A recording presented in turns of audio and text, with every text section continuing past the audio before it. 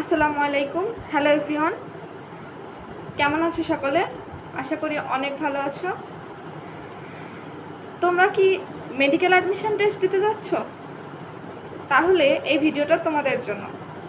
আজকে আমি এই ভিডিওতে বলবো 10টা কমন মিস্টেক যার কারণে অনেক ভালো স্টুডেন্ট হওয়া সত্ত্বেও মাঝে মাঝে অনেকে চান্স মিস করে।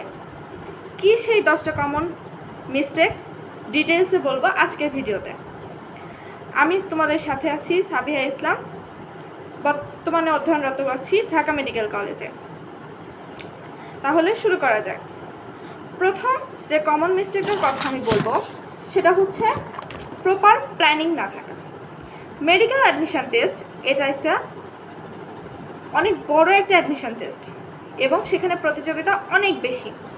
এই প্রতিযোগিতার মুহূর্তে তুমি যদি নিজেকে তৈরি করতে চাও, এই যুদ্ধের ময়দানে যদি তুমি একজন যোদ্ধা হিসেবে নিজেকে জয়ী করতে চাও, তাহলে তোমার প্রথম যেটা দরকার সেটা হচ্ছে তোমার একটা রুটিন বা প্ল্যান মাফিক ছাড়া কোনো কাজেই কিন্তু সফলতা পাওয়া যায় না। ঠিক তেমনইভাবে তোমরা যদি সফলতা অর্জন করতে চাও তাহলে তোমাদের একটা প্রপার গাইডলাইন থাকতে হবে, পাশাপাশি প্রপার একটা প্ল্যানিং এবং বাসায় একটা নিজস্ব রুটিন থাকতে হবে। সেই রুটিনগুলো যদি তোমরা নিয়মিত ফলো করো তাহলে দেখবা অনেক কাজই আস্তে আস্তে, অনেক পড়া আস্তে আস্তে সহজ হয়ে যাচ্ছে। অর্থাৎ এটা একটা রেগুলারিটি যেমন কাজ করে তেমনই একটা কনসিস্টেন্সি কাজ করে। তোমার প্ল্যানিং না থাকলে দেখা যাবে যে তুমি একটা কাজ ধরেছো বা একটা পড়া ধরেছো, সেটা তুমি কমপ্লিটই করতে পারোনি, বা সেই এক পড়া নিয়েই তোমার সারাদিন পড়ে আছো, বাকি পড়াগুলো সব রয়ে গেছে। তাহলে থাকতে হবে একটা প্রপার প্ল্যানিং এবং প্রপার গাইডলাইন, তাহলে তুমি ভালো করতে পারবা। এটা হচ্ছে প্রথম কমন মিস্টেক আমাদের যেটা থাকে, আমরা প্ল্যানিং তৈরি করতে পারি না। দ্বিতীয়ত আমি যেটা বলবো সেটা হচ্ছে এমসিকিউ প্র্যাকটিস না করা। অর্থাৎ এটা আমি বলবো এমনভাবে যে পর্যাপ্ত এমসিকিউ প্র্যাকটিস না করা।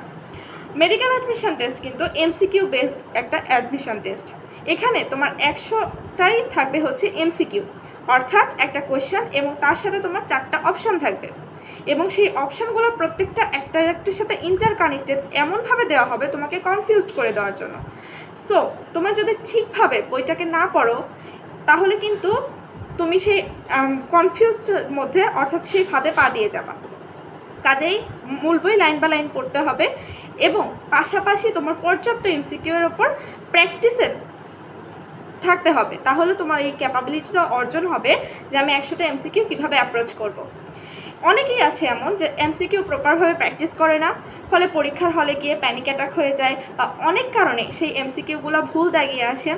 তাহলে বলা হবে যে তোমরা যারা মেডিকেল অ্যাডমিশন টেস্ট দিতে যাচ্ছ অবশ্যই যেখানে কোনো এমসিকিউ পাবা সেটা প্র্যাকটিস করবা। এখন প্রশ্ন থাকে, অনেকেই আমাকে এই প্রশ্নটাও করেছে, আপু এমসিকিউ প্র্যাকটিসটা কিভাবে করব? এমসিকিউ প্র্যাকটিস যদি তোমরা করতে চাও তাহলে প্রথমত তুমি যেখানেই এমসিকিউ পাবা সেটা সলভ করার ট্রাই করবা। সেটা কোথায় পড়েছো সেটা যদি তোমার মনে না পড়ে তুমি সেখানে গিয়ে ফাইন্ড আউট করার চেষ্টা করবা। সেখানে গিয়ে সেটাকে আশেপাশে কী টপিক আছে সেটাও পড়ে আসবা। কোনো অপশানের উত্তরটা কেন হলো সেটা শুধু পড়ে ছেড়ে দিলে হবে না, ওই অপশানের পাশাপাশি বিকল্প অপশানগুলো কেন হলো না বা ওই অপশানের পাশাপাশি আর কোন অপশান হতে পারে, ওই উত্তরটা কেন হলো সেটা কিন্তু বুঝতে হবে। তার মানে পর্যাপ্ত এমসিকিউ প্র্যাকটিস এবং বুঝে প্র্যাকটিস করতে হবে। তৃতীয়ত, থার্ড পয়েন্ট আমি যেটা বলবো সেটা হচ্ছে অনেকেই এই মিস্টেকটা করে, সেটা হচ্ছে প্রিভিয়াস ইয়ারের কোয়েশ্চেন পড়ে না। অনেকে এইভাবে বলে, আচ্ছা আপু একবার যখন একটা প্রশ্ন হয়ে গেছে এটা তো আর পরের বার আসার কোনো চান্স নেই, তাহলে আমার প্রিভিয়াস ইয়ারের কোয়েশ্চেন সলভ করে লাভটা কি? প্রিভিয়াস ইয়ারের কোয়েশ্চেন যদি তুমি সলভ না করো তুমি কখনোই বুঝবে না যে তোমার কোন জিনিসটা পড়তে হবে, কোন জিনিসটা ছাড়তে হবে। অ্যাডমিশন টেস্টে এমন অনেক জায়গা আছে যেখানে যদি তুমি পড়ে যাও বা পড়ো সেটা তোমার টাইম ওয়েস্ট ছাড়া কিছুই হবে না। তোমার জানতে হবে কোন জিনিসটা আমি পড়বো, কোন জিনিসটা আমি ছাড়বো। এই জিনিসটা যদি তোমার নখদর্পণে না থাকে যে কোন জিনিসটা আমাকে পড়তে হবে, কোন জিনিসটা আমাকে ছাড়তে হবে, তাহলে কিন্তু তুমি কখনোই প্রপার ওয়েতে আগাতে পারবে না। কাজে তোমার জানতে হবে যে আমার কোন জিনিসটা গুরুত্বপূর্ণ। এখন এই জিনিসটা আমরা কীভাবে বুঝবো যে আপু কোন জিনিসটা আমার গুরুত্বপূর্ণ, আমি বুঝবো কীভাবে? এই জিনিসটা বোঝার জন্যই আমাদের লাগবে হচ্ছে প্রিভিয়াস ইয়ারের কোয়েশ্চেন সলভ করা। তোমরা যারা প্রিভিয়াস ইয়ারের কোয়েশ্চেন সলভ করবে না তারা বুঝতে পারবে না কোন জিনিসটা ইম্পর্টেন্ট। কাজেই আনইম্পর্টেন্ট জিনিসগুলোতে যখন তুমি বেশি টাইম দিবা তখন আমাদের ইম্পর্টেন্ট জিনিসগুলোর জন্য টাইম কিন্তু কমে আসবে। এটা কিন্তু একটা মারাত্মক ভুল যে কমন মিস্টেকের কারণে অনেকের চান্স মিস যায়। এরপর আমি বলবো সেটা হচ্ছে শুধু মুখস্থ করা। মেডিকেল অ্যাডমিশন টেস্ট এমন একটা ট্রেন্ডে পরিণত হয়েছে যে অনেকেরই ধারণা শুধু মুখস্থ, একদম লাইন বা লাইন ঠুটস্থ করতে হবে, মুখস্থ করতে হবে, কণ্ঠস্থ করতে হবে, তাহলেই কেবল ভালো করা যাবে। না, অবশ্যই এটা কোনো মুখস্থ বিদ্যা না। এমন প্রশ্ন কখনোই, হ্যাঁ কিছু প্রশ্ন আসবে ডিরেক্ট তোমার বই থেকে, বাট এমন কিছু প্রশ্ন আসবে যেটা ঘুরিয়ে পেঁচিয়ে, এবং তুমি যদি ক্লিয়ার কনসেপ্ট ক্লিয়ার না করে ওটা না পড়ো, তাহলে তুমি কখনোই সেই কোয়েশ্চেনগুলোর কিন্তু অ্যান্সার করতে পারবে না। কাজেই এই জিনিসটা আমাদের বুঝতে হবে যে আমাদের কনসেপ্ট ক্লিয়ার, আমি কি পড়ছি, কেন পড়ছি, বুঝে পড়তে হবে। ফার্দার আমরা কোনো কাজে ওটা ইউজ করতেই যদি না পারি, তাহলে সেই পড়ার তো কোনো দাম থাকলো না। কাজেই আমাদের বেসিক কনসেপ্টটা ক্লিয়ার করে পড়াশোনা করতে হবে। আরেকটা যেটা বলবো আমি, সেটা হচ্ছে উইক সাবজেক্ট ইগনোর করা। আমাদের মেডিকেল অ্যাসপিরেন্ট যারা আছি অনেকেরই এই সমস্যাটা থাকে যে আমি হচ্ছে ম্যাথ ভালো পারি না, তাহলে আমি ম্যাথটা যদি স্কিপ করি। আবার অনেকের এমন থাকে যে আমি হচ্ছে বাংলা, ইংলিশ, আইসিটি এগুলোর উপর একটু কম গুরুত্ব দিই। আমি বলবো যে সবগুলো সাবজেক্টে ওই যে প্রথমে যে পয়েন্টটা আমি বললাম যে প্ল্যানিং ওয়াইজ আগাতে হবে। আমরা যদি প্ল্যানিং ওয়াইজ না আগাই, প্রতিটা সাবজেক্ট যদি সমানভাবে আমরা গুরুত্ব না দিই, তাহলে কি সমস্যা হবে আমাদের ক্ষেত্রে? যদি আমি বলি যে হচ্ছে ম্যাথের ক্ষেত্রে আমরা যদি না পড়ি, অনেকের হয়তো বা সেটা ফোর্থ সাবজেক্ট থাকে, বাট এটা এইচএসসিতে তেমন কোনো প্রবলেম না করলেও যদি কোনো কারণে মেডিকেল অ্যাডমিশন টেস্টটা কোনো কারণে যদি একটু খারাপ হয়ে যায়, তাহলে দেখা যায় যে তার ভার্সিটি বা অন্যান্য ক্ষেত্রে ব্যাকআপ হিসেবে কিন্তু ম্যাথ করার সুযোগ থাকে।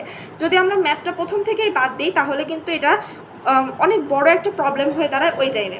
আর আমি যদি বলি বাংলা, ইংলিশ, আইসিটি এই সাবজেক্টগুলোকে কেন ইগনোর করা যাবে না, কারণ আমাদের একটা হিউজ নাম্বার কিন্তু মেডিকেল অ্যাডমিশন টেস্ট নির্ভর করে হচ্ছে এইচএসসির নাম্বারের ওপর। এইচএসসির নাম্বার বলতে হচ্ছে জিপিএর ওপর। জিপিএ যদি কোনো কারণে মিস যায়, তাহলে কিন্তু একটা হিউজ পোর্শনের নাম্বার কাটা যাবে আমাদের মেডিকেল অ্যাডমিশন টেস্টে। কাজে এই জায়গাটায় অবশ্যই সতর্ক থাকতে হবে যেন আমাদের বোর্ড পরীক্ষায় জিপিএ কোনোভাবেই মিস না যায়, ঠিক আছে? অর্থাৎ জিপিএ 5টা আমাদের ইনশিওর করতে হবে। এর জন্য আমাদের সকল সাবজেক্ট প্ল্যান মাফিক, রুটিন ওয়াইজ সমান গুরুত্ব দিতে হবে বলে আমি মনে করি। এরপর আমি যে পয়েন্টটা বলবো সেটা হচ্ছে রিভিশন।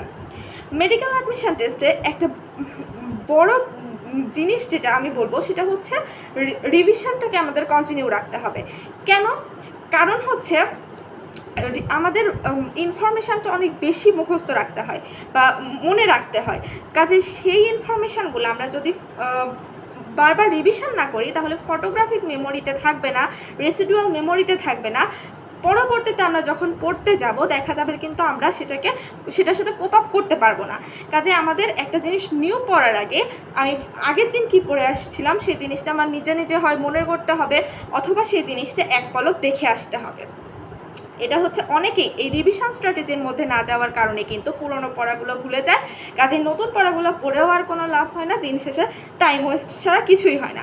কাজেই আমাদের পুরনো পড়াগুলো যেন না ভুলি, তার জন্য রিভিশন স্ট্র্যাটেজিটা ফলো করতে হবে।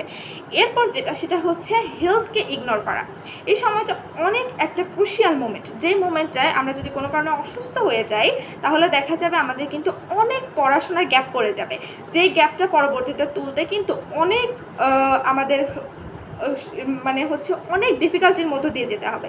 যেটা আমরা বলবো যে হচ্ছে ওই পড়াটা তোলার জন্য তোমাকে আরও বেশি হয়তো তোলা যাবে, সেটার জন্য তোমাকে আরও বেশি এফোর্ট দিতে হবে। বা এমনও হতে পারে যে এই যুদ্ধের ময়দানে তুমি এই হেলথ প্রবলেমগুলোর কারণে দেখা যাচ্ছে অনেকের থেকে অনেক পিছায় গেলা, সেই জিনিসটাকে আর কপ আপ করতে পারলে না, তখন কিন্তু অনেক বড় একটা ক্ষতি হয়ে যাবে। কাজেই তোমার ঠিকমতো খাওয়া দাওয়া, ঠিকমতো ঘুম, এই জিনিসগুলোকে অবশ্যই ইনশিওর করতে হবে। এরপর আমি বলবো সেটা হচ্ছে টাইম ম্যানেজমেন্ট, মক টেস্ট।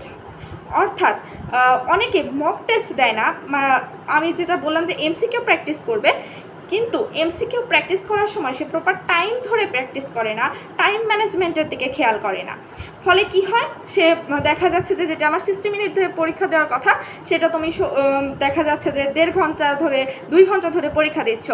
তার ফলে কি হবে, তুমি যখন মেইন অ্যাডমিশন টেস্টে যাবা তখন তুমি কিন্তু প্যানিক করবা যে আমার তো কোশ্চেন অনেকগুলো স্কিপ করা লাগছে বা অনেকগুলো কোশ্চেন আমি পারছি না, টাইম ম্যানেজমেন্ট ঠিকভাবে করতে পারছি না, তখন কিন্তু টাইমটাকে ঠিকভাবে ম্যানেজ করা অনেক মুশকিল হয়ে যায়।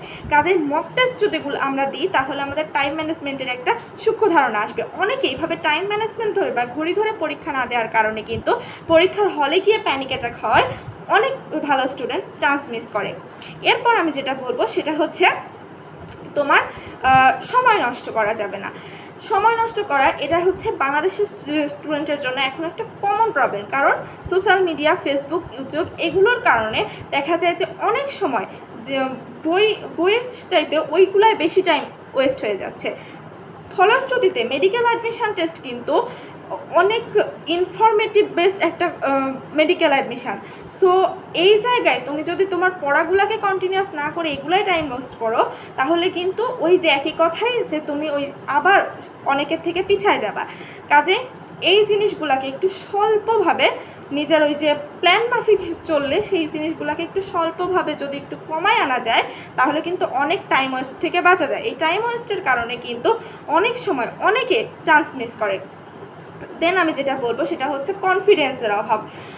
এমন অনেকে আছে যে প্রথম থেকে খুব পুরোদমে একদম পড়াশোনা স্টার্ট করে দেয় যে একদম ফাটাই ফেলবো, এরপর দেখা যায় কিছুদিন পরে তার কনফিডেন্সের লো হয়ে যায় যে আমাকে দ্বারা কিছু হবে না, আমি তো কিছু পারছি না।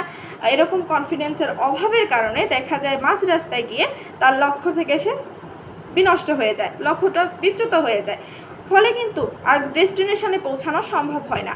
তাহলে ডেস্টিনেশনে পৌঁছাতে হলে আমাদের সবসময় লেগে থাকতে হবে, স্টে কানেক্টেড, অলওয়েজ আমাদের পড়াশোনার সাথে কানেক্টেড থাকতে হবে। অনেক সময় ডিপ্রেশন হবে, অনেক সময় মনে হবে কোনো কিছুই তো পড়া মনে থাকছে না, অনেক সময় মনে হবে এত ইনফরমেশান এটা তো কখনোই মনে থাকবে না। এইগুলো যখন মনে হবে তখন আমাদের নিজের ওপর নিজের একটা আত্মবিশ্বাস তৈরি করতে হবে যে না, আমি যতটুকু পড়েছি ইনশাল্লাহ আমার সেগুলো মনে থাকবে, আমি পারবো। সো এই সেলফ কনফিডেন্স না থাকলে কিন্তু এই যুদ্ধের ময়দানে তুমি কখনোই সফল হতে পারবা না।